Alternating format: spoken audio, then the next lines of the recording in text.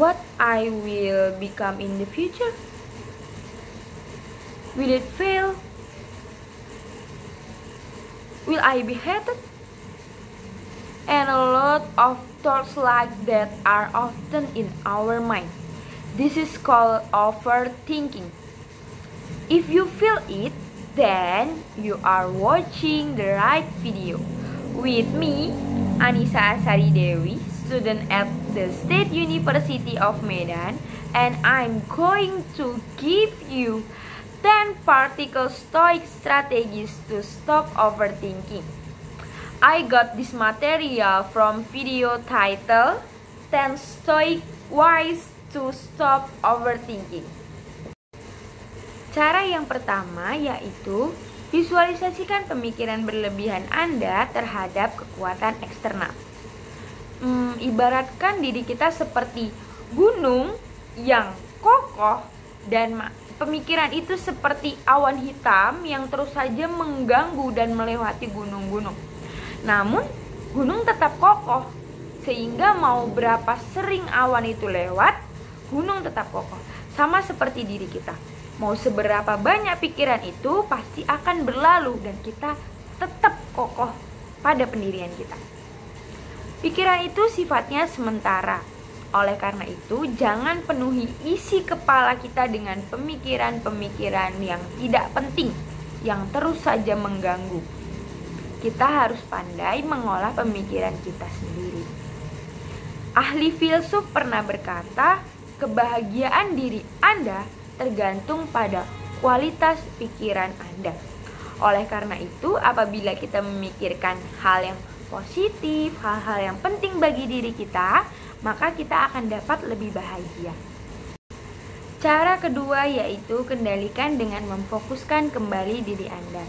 Fokuslah pada hal-hal yang terjadi saat ini. Seperti tugas-tugas yang saat ini kita kerjakan, kerahkan semua energi Anda untuk menyelesaikannya. Cara ini dapat menarik pemikiran kita dari hal-hal yang belum tentu terjadi di masa depan. Dengan adanya aktivitas-aktivitas yang memerlukan perhatian penuh, tentunya pikiran kita akan terfokus pada aktivitas tersebut. Contohnya seperti membaca buku. Dengan membaca buku, maka pikiran dan tindakan kita akan selaras. Pikiran kita akan fokus terhadap buku dan tindakan kita juga fokus terhadap buku. Jadi tidak ada waktu untuk berpikir berlebihan tentang hal-hal yang belum tentu terjadi. Hal ini bukan bertujuan untuk menghindari berpikir berlebihan, namun tujuannya adalah untuk mengenali bahwa pemikiran mana yang penting bagi diri kita dan pemikiran mana yang tidak penting bagi diri kita. Sehingga kita mengetahui apakah energi yang kita berikan untuk pemikiran itu akan bagus atau tidak perlu memberikan energi pada pemikiran-pemikiran yang tidak penting. Cara yang ketiga yaitu merangkul ketidakkekalan dan berlatih melepaskan. Pikiran kita seringkali terjebak pada hal-hal yang terjadi di masa lalu atau mengkhawatirkan hal-hal yang belum terjadi di masa depan. Artinya kita harus berlatih untuk melepaskan pikiran-pikiran yang tidak penting bagi diri kita, yang tidak ada manfaatnya bagi diri kita. Ibaratnya seperti sungai yang terus mengalir dan pikiran kita seperti sehelai daun yang ada di permukaan sungai yang ikut mengalir. Dia akan terus ada namun tidak bermanfaat bagi diri kita. Jadi ada baiknya kita harus melepas pemikiran-pemikiran kita yang terjebak pada masa lalu. Ikhlaskan saja semua yang telah terjadi dan tidak perlu mengkhawatirkan hal-hal yang belum tentu terjadi di masa depan. Cara yang keempat yaitu menciptakan masa-masa kekhawatiran. Menciptakan periode kekhawatiran merupakan salah satu strategi untuk menyampaikan rasa khawatir. Dengan menyisihkan waktu 20 menit sampai 30 menit dalam satu hari, mungkin ketika sore hari atau ketika pagi hari, menyampaikan rasa khawatir kita terhadap diri kita, memikirkan apa yang kita khawatirkan serta langkah apa yang akan kita lakukan atas kekhawatiran tersebut. Artinya proses ini memberitahu kita bahwa memang ada waktu untuk khawatir, namun bukan sepanjang hari. Cukup 20 menit sampai 30 menit, tidak lebih dari itu. Dengan begitu kita dapat kembali fokus serta mengambil kendali pada diri kita sendiri. Cara yang kelima yaitu memecahkan pikiran-pikiran yang berlebihan. Di dunia kita seringkali dituntut untuk menjadi sempurna dan terus menjadi yang terbaik di semua bidang, seperti pekerjaan, perkuliahan. Kita harus cerdas, kita harus cantik, kita dituntut untuk menjadi baik dengan semua manusia. Bahkan kita dituntut untuk memiliki status sosial yang baik. Tekanan tersebut dapat melumpuhkan kita dengan keraguan-raguan dan ketakutan. Namun apabila kita sedang menghadapi pikiran dan permasalahan yang rumit, yang harus kita lakukan adalah membaginya menjadi bagian-bagian yang lebih kecil dan mudah ditangani. Tanyakan kepada diri kita sendiri, langkah apa yang seharusnya kita lakukan. Tentunya kita tidak akan bisa jika kita langsung melakukan 10, 15, sampai 20 langkah sekaligus untuk menyelesaikan sesuatu. Mulailah dengan langkah kecil yang sederhana. Memang kelihatannya sepele, namun inilah salah satu jalan keluar dari berpikiran berlebihan. Cara yang keenam yaitu merubah perspektif kita menjadi rasa bersyukur. Kita seringkali berpikir tentang kekurangan yang ada pada diri kita. Seperti, apa yang kurang pada diriku ya? Apa yang belum aku capai ya? Dan lain sebagainya. Pemikiran ini tidak akan pernah berhenti dan selalu membuat kita lelah. Karena sejatinya manusia tidak memiliki rasa puas di dalam dirinya. Seorang bijak pernah berkata, kebahagiaan sejati adalah menikmati masa kini tanpa peduli dan bergantung pada masa depan.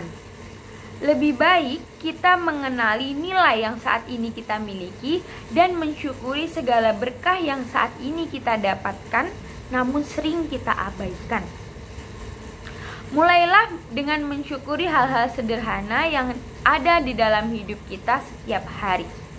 Seperti kita bisa tidur di tempat yang nyaman, kita bisa makan makanan yang enak, dan kita masih bisa mendapatkan senyuman dari orang-orang sekitar yang bahkan tidak kita kenali. Ini mengubah pola pikir kita menjadi lebih positif dan menghargai apa yang hari ini sudah kita miliki. Cara yang ketujuh yaitu fokus pada usaha bukan pada hasil. Kita seringkali memikirkan hasil dari apa yang kita lakukan. Gagal atau tidak, menang atau tidak. Kita seringkali memikirkan kegagalan dan kekecewaan tiada henti. Kita terlalu fokus pada konsekuensi dari apa yang akan kita lakukan daripada hal yang kita lakukan itu sendiri. Hasil adalah sesuatu yang di luar kendali kita, tidak dapat kita kendalikan. Daripada memikirkan sesuatu yang tidak dapat kita kendalikan, lebih baik kita fokus pada hal yang dapat kita kendalikan, yaitu usaha kita dalam melakukan sesuatu atau mencapai sesuatu. Cara yang kedelapan yaitu ketidaknyamanan yang disengaja. Kita seringkali berpikir bahwa ketidaknyamanan merupakan hal yang menyeramkan dan hal yang menakutkan. Untuk keluar dari sana, kita harus berlatih keluar dari zona nyaman. Hal ini mengajarkan kita untuk ketahanan dan kemampuan kita dalam beradaptasi. Tentunya di dalam kehidupan tidak semua yang kita pikirkan berjalan sesuai dengan kenyataan. Dengan adanya kita berlatih sering keluar dari zona nyaman, kenyataan-kenyataan pahit di dalam hidup akan dapat lebih mudah kita atasi karena kita sudah beradaptasi di luar dari zona nyaman kita. Cara yang kesembilan yaitu merefleksikan kefanaan hidup.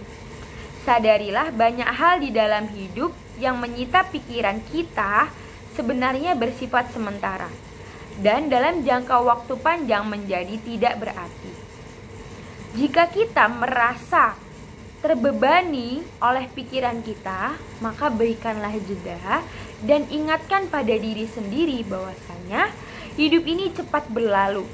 Tanyakan pada diri sendiri, apakah pikiran itu penting untuk waktu hidup yang cukup singkat.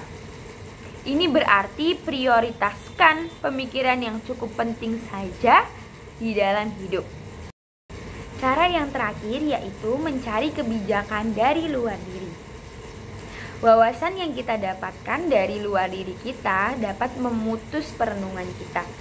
Misalnya, sudut pandang baru yang kita dapatkan dari nasihat seorang teman dapat membangun diri kita menjadi lebih baik lagi. Hubungan antar manusia sangat penting di dalam kehidupan kita. Seperti layaknya sesekali kita berbagi beban, maka beban kita seperti terasa berkurang dan lebih ringan kita dalam menjalani kehidupan. Oleh karena itu, carilah teman atau carilah orang yang dapat mendukung kita di dalam semua bidang di dalam kehidupan, yang dapat menjadikan diri kita lebih positif lagi, serta membawa kita keluar dari berpikir berlebihan. Teman yang baik dapat menasihati kita dari sudut pandang yang berbeda, dapat mendukung, bahkan dapat menghentikan kita ketika kita salah. Oleh karena itu, kita sangat memerlukan teman yang baik. Overthinking membawa banyak dampak buruk bagi diri sendiri. Oleh karena itu, mari kita kurangi dan berhenti untuk berpikir berlebihan terhadap hal-hal yang belum tentu terjadi di masa depan. Kita alihkan kepada kegiatan-kegiatan positif yang dapat membangun diri kita lebih baik lagi ke depannya. Semoga video ini dapat membantu Anda mengurangi overthinking. Terima kasih telah menonton. Sampai jumpa.